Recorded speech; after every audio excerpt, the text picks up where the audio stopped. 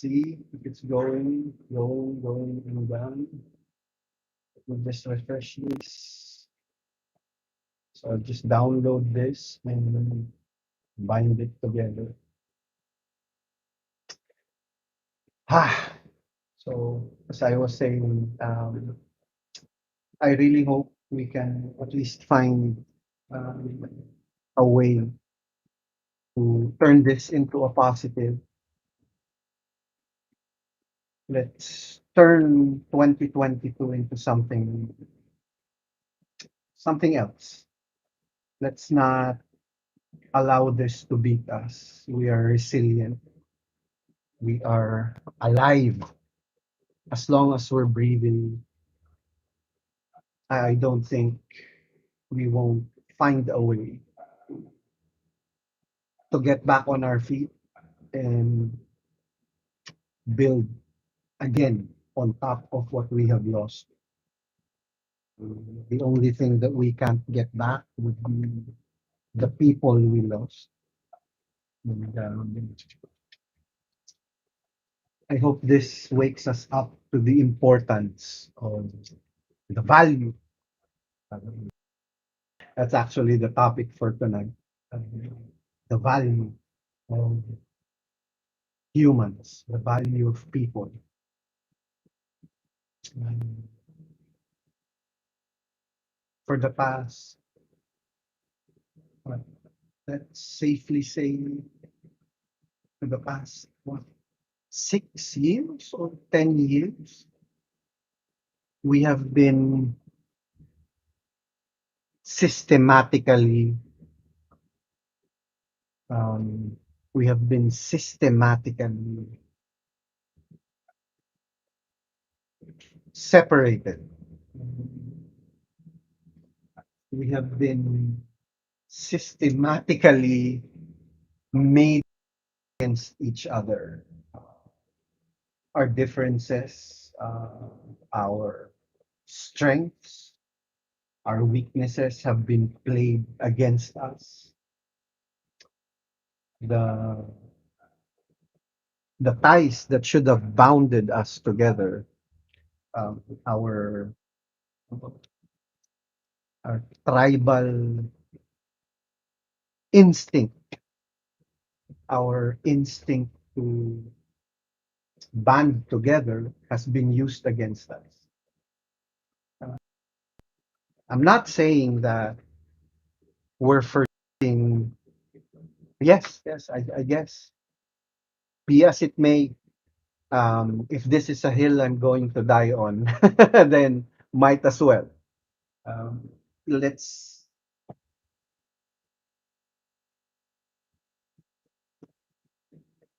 We're all Filipinos. People. We're all human beings. We live, we breathe, we eat, we procreate, we create life. So I'm I'm just saddened with all of this.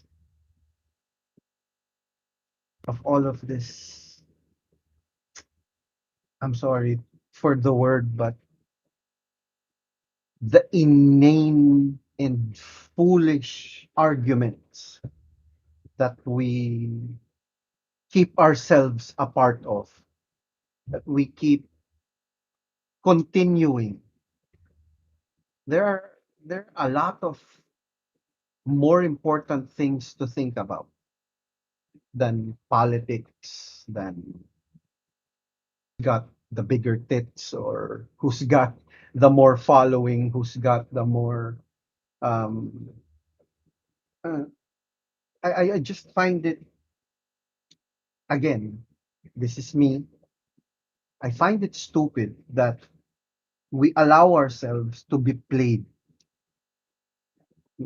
It doesn't take a genius to be aware of certain situations, certain words being used in manipulating you, in playing with your emotions, in playing with your thoughts, your biases. It's just sad that we allow this continuously to happen each and every day. We're we're more now motivated to fight amongst ourselves instead of instead of finding instead of finding a way to move forward, instead of hi, good evening, Ray. Instead of finding more ways to improve our lives, our situations, and the people around us, we would rather spend it on inane and irrelevant stuff. Not even be paying attention and be there in our heads. And lately, here comes the hill I probably will die on. I came across a very unique, actually, it's not unique, it's been commonplace. Um, I found a funny article where when you Google it, if you know, if you're on your phone, if you're on your PC, I would strongly suggest do it. Google it. Pope on pets. And if you do that, you'll see all of the headlines, all of the taglines, the bylines will will say that Pope Francis is telling people that they are selfish if you choose pets over having children. Selfish, that who is this guy who has no right to say this, blah, blah, blah, blah, blah. It's all negative. Please keep in mind, I am a non practicing Christian. All right. I was born in the Roman Catholic Church. I was baptized with my knowledge. I was what? A child, of course. So for the longest time in my life, I have called myself an agnostic. There was a point in my life I said I was an atheist. However, I found out that there's no such thing. Unless otherwise you go through with it. If you understand what atheism means, you'd know what I'm saying. But let's focus on this. So I'm a non-practicing Christian. So I'm not defending the Pope. All right. I just want a few things clarified. First off, the news, the way, if you go to the Philippine Inquirer's post on Facebook, you'll see thousands of comments there, all negative about the Pope, about what he said, simply because it was taken out of context. You base the comments, you base the reaction, you base whatever it is that you say merely on the tagline, on the byline. Do you bother to take the time to read the full transcript? It's available, it's online, I have it. I'll be reading it. I'll I just need to get this off my chest. Uh, where is the social responsibility? Good evening, Daddy Dens. Good evening. Where's the social responsibility of editors of of the newspapers? Where would be the responsibility ethics of news media now at this time. Like I said, we'll start 10 years ago. It's been so far my observation, but I think it goes further. If you can find the movie The Network, not the social network, The Network, it's about Howard Beale. I'll see if I can play the video, if I'd be allowed to play the video, but I'll just add the link there. Sensationalism is not news. Um, I was fortunate enough to grow up at the time of the 80s, 90s, where there were still bastions of responsible reporting. What do I know about responsible? Who am I to talk about this? I would love to invite um, people I know from the news media. However, some of them are not comfortable to talk about this, to discuss this or whatnot. You'll have to admit it that op-ed has become an opinion editorial has become the form of news. And we have to be very wary about this. We have to be very critical about this, especially when it comes to children. When they hear these things, it's everywhere.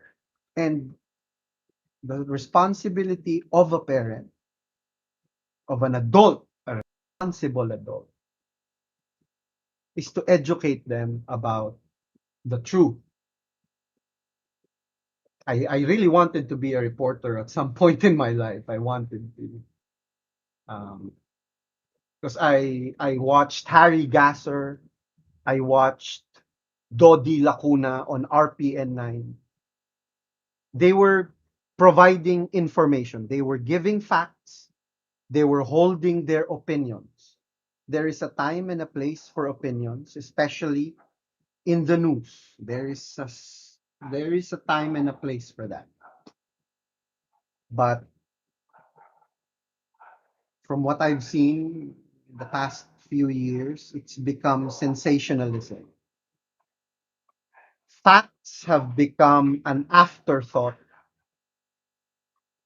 when it comes to the news. They're more focused on presenting their narrative, presenting their agenda, presenting their point of view.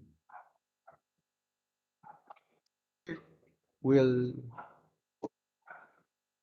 we'll come from we'll go here. All right. So first off, I'll try to share the screen. Right. Pope Francis on pets. All right. I just want you to see it for yourself. Not sure if you're open to watch it or look at it, but this is it. All right. There you go. That's Google. Pope Francis on pets. All right. Top stories. All right. 6 questions for Pope Francis who may benefit from adopting a pet. Ricky Gervais blasts Pope Francis for saying it's selfish to have pets instead of children. Insensitive. Pet owners react to Pope's remark on animals and children. What did Pope Francis actually say about having pets or kids? This is interesting. CNN. Opting for pets over children is selfish and takes away our humanity, says Pope Francis. Opinion. Your comments on choosing pets and children don't add up. Washington Post. New York Times. Pope scolds couples who choose pets over kids. Now, this is blasted everywhere. This is what we have. This is what we have. As the news. This is what the Pope said. All right.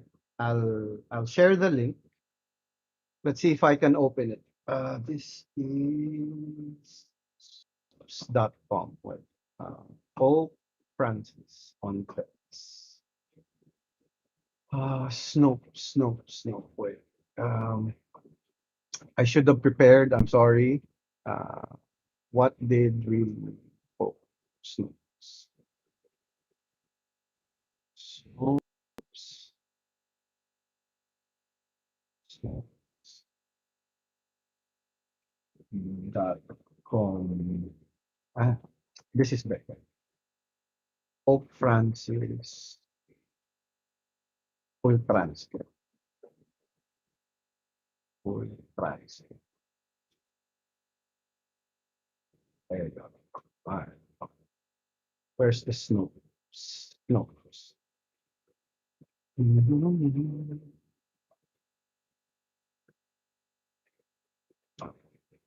I'll share the screen. This is where Snoops.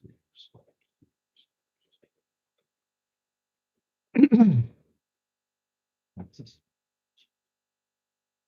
Snoops transcript. Ah, there we go. Beautiful. Let me share that screen again. Um, there. Pope Francis on pets. I hope you can see it. I hope I'm sharing the screen right. Full transcript and video. We won't watch the video. I won't play the video. I'll just read the part where there, there. This is exactly what he said. It is not bring a child into the world to also be the child's father or mother. Fathers are not born but made. A man does not become a father simply by bringing a child into the world, but by taking up the responsibility to care for that child. Whenever a man accepts responsibility for the life of another, in some way, he becomes a father to that person. I think in a particular way of all those who are open to welcome life by way of adoption, which is a generous and beautiful good attitude. Joseph shows us that this type of bond is not secondary. It is not an afterthought. No, this kind of choice is among the highest forms of love, of fatherhood, and of motherhood. How many children in the world are waiting for someone to take care of them? And how many married couples want to be fathers and mothers, but are unable to do so for biological reasons? Or although they already have children, they want to share their family's affection with those who do not have it. We should not be afraid to choose the path of adoption, to take the risk of welcoming children. And today, with orphanhood, there is a certain selfishness. The other day, I spoke about a demographic winter there is nowadays, in which we see that people do not want to have children or just one and no more. And many couples do not have children because they do not want to, or they just have one. But they have two dogs, two cats. Yes, dogs and cats take the place of children. Yes, it's fun. I understand. But it is the reality.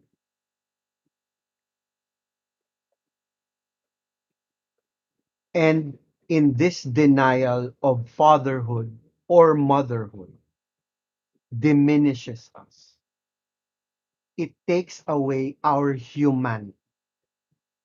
And in this way, civilization becomes aged and without humanity because it loses the richness of fatherhood and motherhood. Our homeland suffers as it does not have children. And it has been said somewhat humorously, and now who will pay the taxes for my pension if there are no children? With laughter. But is the truth. Who will take care of me? I ask of Saint Joseph the grace to awaken conscience and to think about this, about having children. Fatherhood and motherhood are the fullness of the life of a person. Think about this. It is true. There is the spiritual fatherhood of those who consecrated themselves to God and spiritual motherhood. But those who live in the world and get married think about having children, of giving life, which they will take from you for the future. And also, if you cannot have children, think about adoption. It is a risk. Yes. Having a child is always a risk, either naturally or by adoption, but it is riskier not to have them.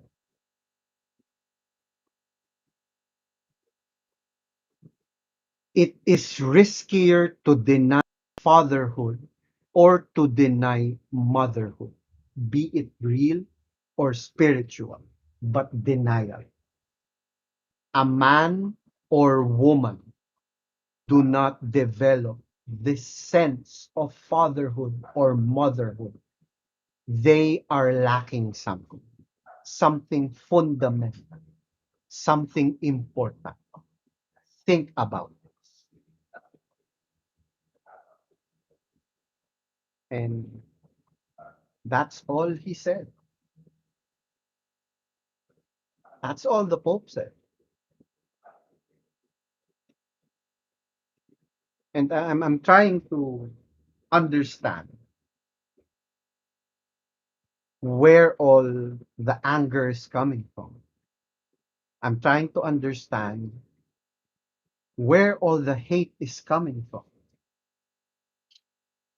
The Pope simply raised, he simply raised that question. What have we forgotten? What have we lost? What have we taken for granted? I can't say for what you would feel. I cannot ever say that I know how you feel. I can surmise, I can try to guess at what you would think or feel. But being a father, having children was the best experience of my life. It wasn't easy. It wasn't easy.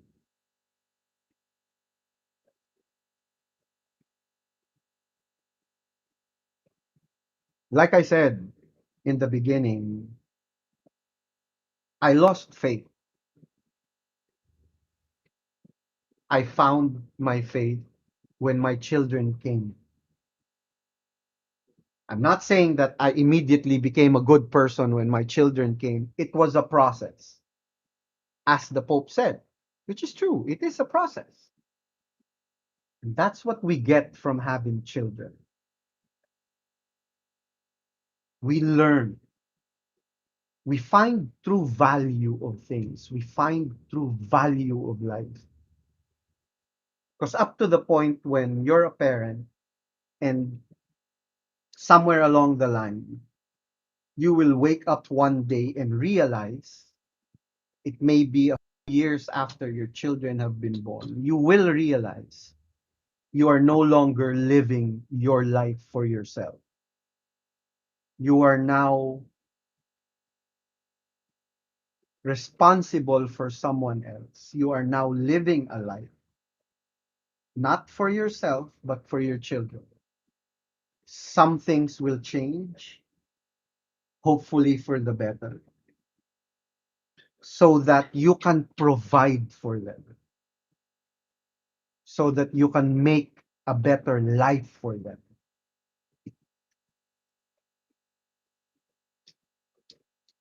Have a menial job, you will strive for more. Your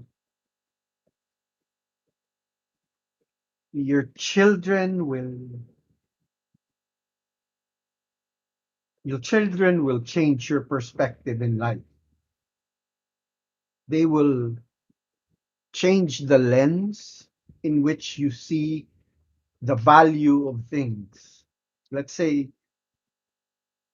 if before in your life you were valuing anger, hate, or destruction, things like that. Once you see the smile of your children in the morning, it makes all the suffering worthwhile. You may not be the richest man in the world,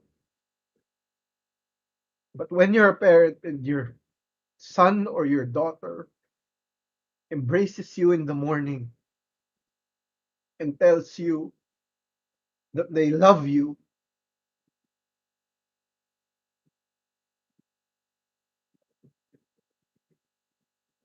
something else.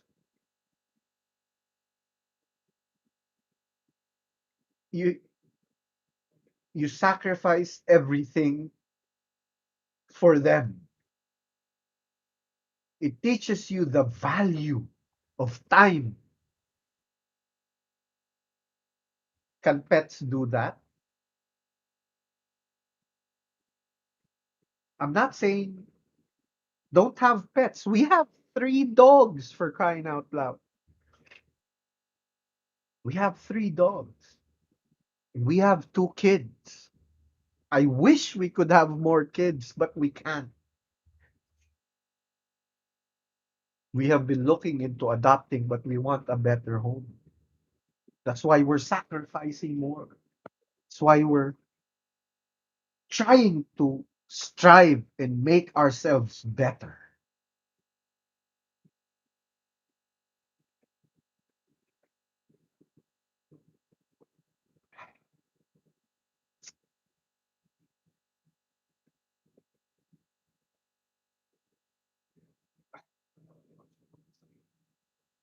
It's it's incomprehensible to me how, well, maybe I because I do understand. I can see it in one way or the other of me to say that I don't understand where they're coming from. People who don't want to have children. They have careers. That's where they sacrifice everything. Is it because you really feel, is it really why you're pursuing a career? Is it really you are focusing on money, on adulation, attention, etc.? Is that really your choice, or have you been programmed to think that? What is the framework of your values? When you start having children, that changes. For me, I can say that categorically. My life changed. Not immediately, incrementally. It wasn't immediate. I was still a fucked up son of a bitch when my sons were born. But gradually. I started realizing that this is not what a father is. This is not how I want my children to be when they grow up.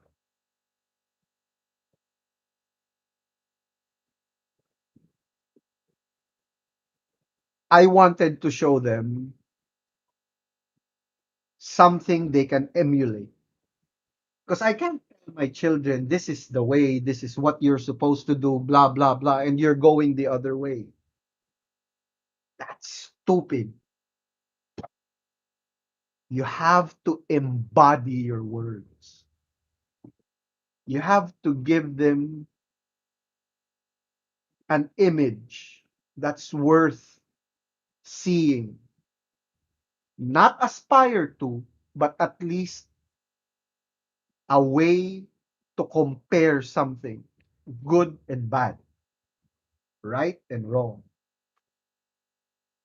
And if your children see you doing something stupid, something wrong, etc., etc., if you don't even have your word, you make promises and you break it, then you're telling them it's okay, especially when they're in their formative years. You are creating more of people who are disappointed, disillusioned, cynical people. I'm not saying I'm perfect. I'm far from that. But at least I try. At least I try. I do my best to provide for my family, to earn the smiles of my children, and to earn their hugs in the morning, their laughter. I think it's not happiness. It's not happiness. It's the purpose you find in life. It's already a given. Suffering. Suffering is a fact of life. And if you have children,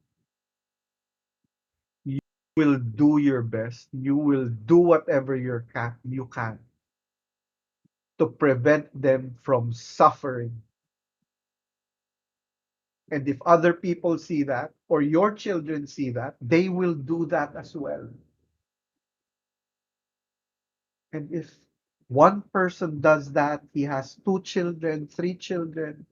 If you're living the life, you're creating another generation of people who are aiming and striving to alleviate the suffering, giving them purpose as well. So gradually, incrementally, you are affecting things across time. That's why you have children. It's not because you want to pamper them. It's not because you want to send them to the schools or whatever. It's not that. It's to create a better future now for them. And the cycle goes on.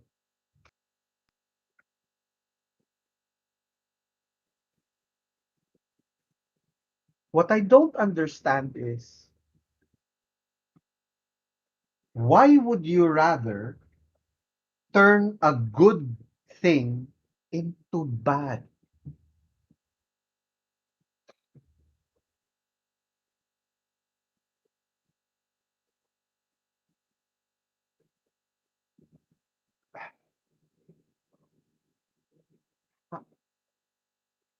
How did we get here? How did we get here? We've prioritized sensationalism. We've prioritized irrelevant shit. I'm sorry. I'm got really pissed off about that. Um, we're forgetting. We're forgetting. I hope that in one way or the other, in one form or the other, at least we get to teach our children values, true values. Explain to them what creates these biases. YouTube it, god damn it. Google it, god damn it. Huh?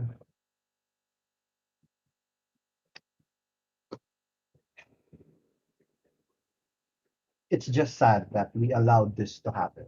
It's just sad that we allowed this to happen. It happened on our watch.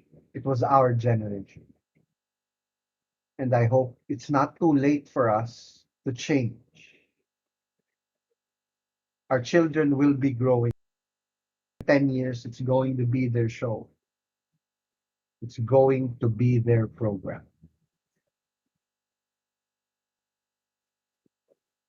I was talking about just stating facts without opinions, and here I am giving you opinion pieces, an op-ed. Well, that's just it. To go back to basics. We have to hold people responsible for what they do. Maybe we can start with ourselves. Let's start holding ourselves responsible to what we say, what we do. Let's take our time to research. Let's take our time to look at the information, not pile on top of what is already there, just to be part of a group or just to be part of this. I hope we get critical about that. Let's hold ourselves accountable and slowly but surely. If there's enough people doing that, we can now start getting people to hold themselves accountable.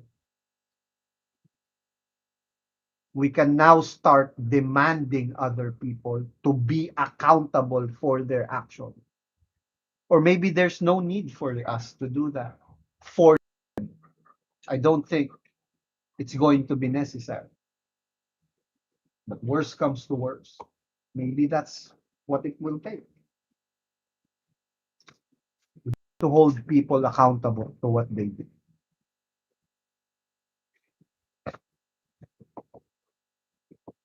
That was it. I had a totally different plan. I wanted to discuss, but this may be the hill I die on. So taken off the air because of it, then forget about it. I'll find another way. uh, thank you very much for joining us, Ma'am Clara, Ma'am Lilibeth, Ma'am Dorothy, Ma'am Cassie. Thank you very much. Rain, thank you. Daddy Dens, thank you. Thank you. I really appreciate your time. Thank you very much. Hopefully tomorrow the internet will be better and I'll be able to broadcast more. If I'll still be here, then we'll do another broadcast. I won't be able to broadcast simultaneously from YouTube and Facebook since I think there's a problem with since there's a problem with the internet. So we'll stick with YouTube for now. Again, I hope you have a wonderful and safe rest of your evening. Enjoy the weekend. Hug your children.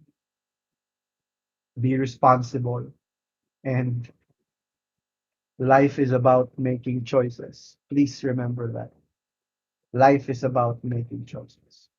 Thank you very much. Enjoy the evening. Good night.